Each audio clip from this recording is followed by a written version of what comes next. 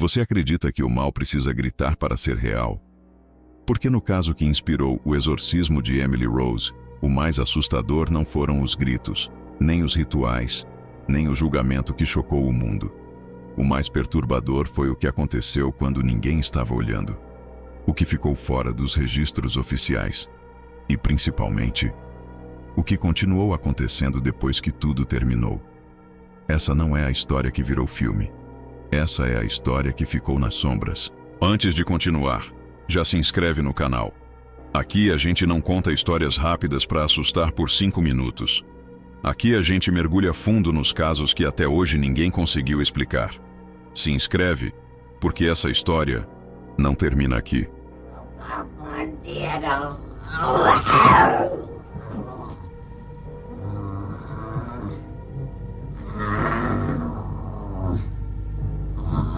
Was frisst du das nicht? Noch mehr. Halt dir mal! A jovem que o mundo conheceu como Emily Rose se chamava, na vida real, Anneliese Michel. Ela nasceu em uma família extremamente religiosa, na Alemanha, em um período em que fé e ciência ainda caminhavam em constante conflito. Até os 16 anos, sua vida era comum. Estudos, amigos, igreja aos domingos. Nada fora do normal. Então vieram as primeiras crises. No início, os médicos diagnosticaram epilepsia. O tratamento começou imediatamente. Mas algo não se encaixava. Anneliese dizia que durante as crises via rostos, não monstros, não demônios caricatos. Rostos humanos, observando em silêncio. Com o passar dos meses, as crises aumentaram. Vieram mudanças bruscas de comportamento, momentos de lucidez extrema, seguidos por períodos de total afastamento da realidade. A medicina explicava, a fé duvidava. E foi nesse espaço entre uma coisa e outra que o horror começou a se formar. Segundo relatos da família, Anneliese passou a demonstrar aversão intensa a símbolos religiosos. Não medo, aversão. Ela evitava igrejas, recusava orações e dizia sentir uma presença sempre que entrava em locais considerados sagrados. Mas o mais estranho não era isso. Era o que ela dizia ouvir. Anneliese afirmava escutar vozes que não ordenavam nada. Elas apenas comentavam, observavam, como se estivessem avaliando. A medicina tratou isso como alucinação auditiva. E, de fato, esse diagnóstico fazia sentido. Mas havia um detalhe inquietante. As vozes mencionavam eventos e pessoas que ela não tinha como conhecer. Em mais de uma ocasião, Anneliese descreveu situações envolvendo parentes distantes, com detalhes que só seriam confirmados semanas depois. Coincidência? Talvez. Até que as vozes começaram a se identificar. Convencida de que se tratava de algo espiritual, a família procurou a igreja. Durante meses, o pedido de exorcismo foi negado. A própria igreja exigia provas claras de possessão, e não apenas sofrimento psicológico, mas um padre, após ouvir os relatos pessoalmente, pediu autorização para iniciar os rituais. O que aconteceu a partir daí é conhecido. O que não é conhecido ficou fora dos autos. Durante os rituais, Anneliese passou a afirmar que não era apenas uma entidade que se manifestava, e nem duas. Segundo ela, eram várias, cada uma com uma voz distinta, cada uma com um tempo específico. Ela dizia que algumas apenas observavam, enquanto outras se aproximavam. Em um dos registros não oficiais, o padre anotou algo que jamais foi apresentado no julgamento. Ela não fala como alguém em dor. Ela fala como alguém que está descrevendo um ambiente. Isso mudou completamente a percepção dele, porque, segundo a teologia tradicional, uma possessão é marcada por conflito, resistência, luta. Mas Anneliese parecia estar relatando uma experiência. Em uma noite específica, durante um ritual interrompido por exaustão, ela teria dito algo que gelou todos no quarto. Eles dizem que isso não é punição, é permissão. Essa frase nunca foi explicada, nunca foi discutida no tribunal, e talvez nunca devesse ser. A condição física de Anneliese piorou drasticamente. Ela recusava comida, água, descanso, Dizia que não podia. A ciência vê nisso um quadro grave de transtorno psiquiátrico agravado por fanatismo religioso. E essa explicação é lógica, é sólida, é necessária. Mas existe uma pergunta que nem a ciência nem a fé conseguiram responder. Porque mesmo nos momentos de lucidez absoluta, ela afirmava a mesma coisa, que aquilo tudo não era sobre ela, era sobre algo maior. Anneliese morreu em 1976. A causa oficial foi desnutrição e desidratação. O julgamento que se seguiu condenou os pais e os padres por negligência. O mundo seguiu em frente. O caso virou filme, virou debate. Mas uma última coisa aconteceu, e quase ninguém fala sobre isso. Meses após a morte, o padre responsável relatou que continuava ouvindo sons durante a madrugada, na mesma sala onde os rituais ocorreram. Nada agressivo, nada violento, apenas passos. E às vezes, a sensação clara de não estar sozinho. Ele nunca afirmou que acreditava em possessão. Nunca disse que acreditava em demônios, mas deixou registrado em seu diário pessoal.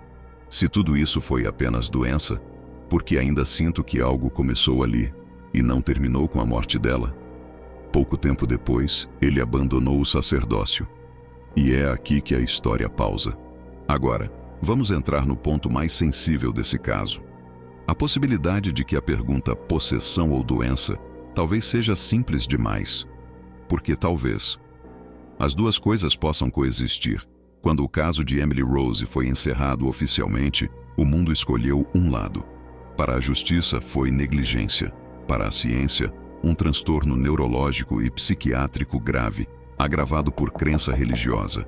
Para o cinema, um conflito dramático entre fé e razão. Mas existe um problema em encerrar essa história apenas assim. Nem todas as perguntas foram feitas. E algumas das que foram, ninguém soube responder.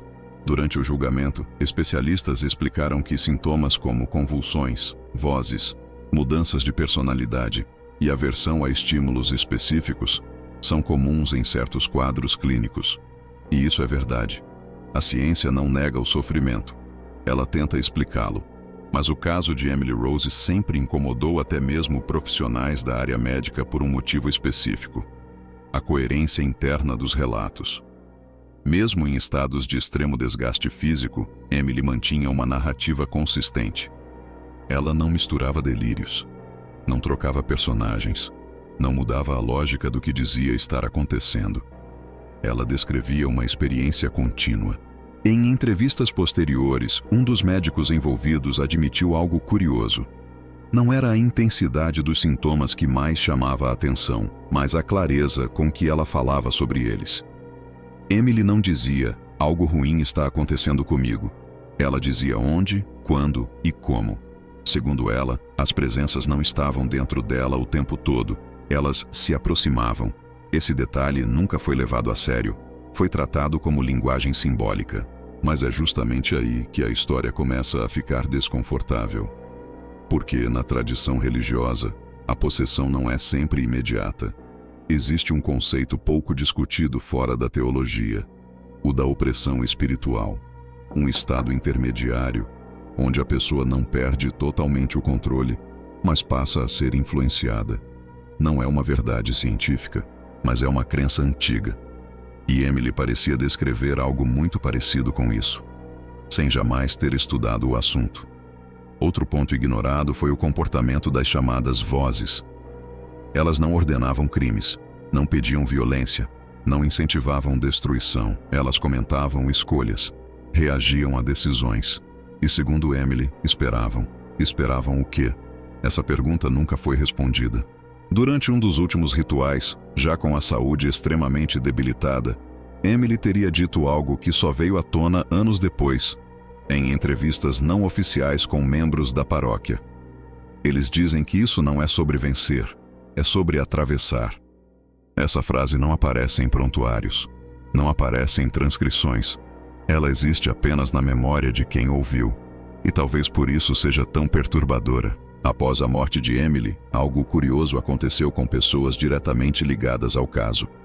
Não de forma espetacular. Nada sobrenatural no sentido cinematográfico. mas quase todos relataram mudanças profundas. Um dos padres se afastou completamente da vida religiosa. Outro passou a defender publicamente que exorcismos jamais fossem realizados sem acompanhamento médico rigoroso. Um dos médicos, anos depois, afirmou em uma palestra que o caso de Emily o fez repensar algo essencial. A ciência explica o mecanismo, mas nem sempre explica a experiência. Essa frase nunca ganhou manchetes, mas diz muito. Talvez o maior erro ao analisar o caso de Emily Rose seja tentar forçar uma resposta única. Ou foi possessão, ou foi doença. Mas e se a pergunta estiver errada? E se o que aconteceu com ela foi uma interseção perigosa entre uma mente adoecida e um ambiente que interpretou esse sofrimento sob uma lente espiritual? Isso não diminui o horror, pelo contrário, porque significa que algo real aconteceu, algo devastador, e que no meio disso tudo, ninguém soube exatamente como ajudar. O filme transformou a história em terror, o tribunal transformou em crime, a ciência transformou em diagnóstico, mas Emily Rose foi uma pessoa real, com medo, com dor, e possivelmente presa entre explicações que nunca se encontraram. Até hoje, o caso é usado em faculdades de medicina, psicologia e teologia. Cada área tira sua própria conclusão. Mas existe uma última pergunta que permanece sem resposta clara. Por quê, mesmo após décadas, esse caso ainda incomoda tanto? Talvez porque ele nos obriga a encarar algo que preferimos evitar. Que nem tudo cabe perfeitamente em uma explicação só. E que às vezes o verdadeiro terror não está no sobrenatural, mas nos limites do que conseguimos compreender. E agora eu te pergunto, se você estivesse no lugar da família, com alguém que ama dizendo ouvir vozes, ver coisas, sofrer daquele jeito, você confiaria apenas na ciência? Apenas na fé? Ou tentaria tudo, mesmo sem saber o preço? Essa é a pergunta que Emily Rose deixou para o mundo. E até hoje, ninguém respondeu.